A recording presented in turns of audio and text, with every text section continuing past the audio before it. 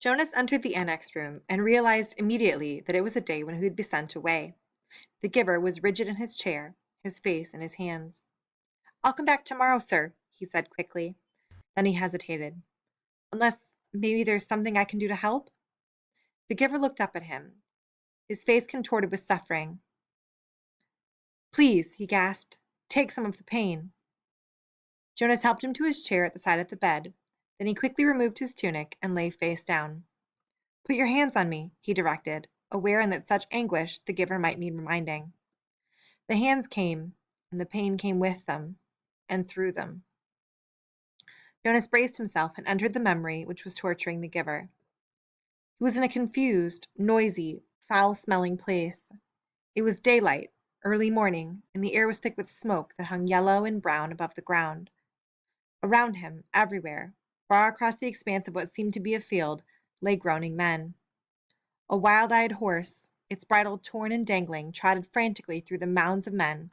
Tossing its head, whinnying in panic, it stumbled, then fell, and did not rise.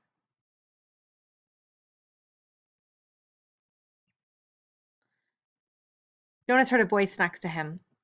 "Water!" the voice said in a parched, croaking whisper. He turned his head toward the voice and looked into the half-closed eyes of a boy who seemed not much older than himself. Dirt streaked the boy's face and his matted blond hair. He lay sprawled, his gray uniform glistening with wet, fresh blood. The colors of carnage were grotesquely bright. The crimson wetness on the rough and dusty fabric, the ripped shreds of grass startlingly green in the boy's yellow hair. The boy stared at him. "Water!" he begged again.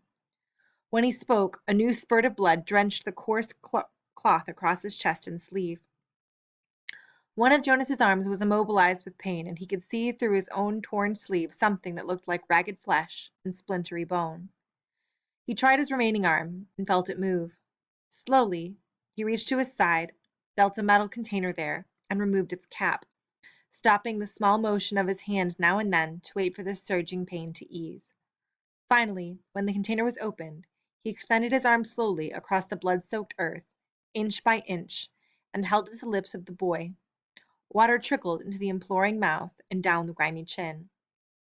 The boy sighed. His head fell back. His lower jaw dropped, as if he had been surprised by something. A dull blankness slid slowly across his eyes. He was silent. But the noise continued all around. The cries of the wounded men, the cries begging for water and for mother and for death.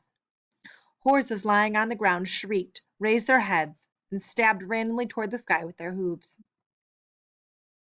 From the distance, Jonas could hear the thud of cannons. Overwhelmed by pain, he lay there in the fearsome stench for hours, listened to the men and animals die, and learned what warfare meant. Finally, when he knew that he could bear it no longer and would welcome death itself, he opened his eyes, was once again on the bed. The giver looked away, as if he could not bear to see what he had done to Jonas. "Forgive me," he said.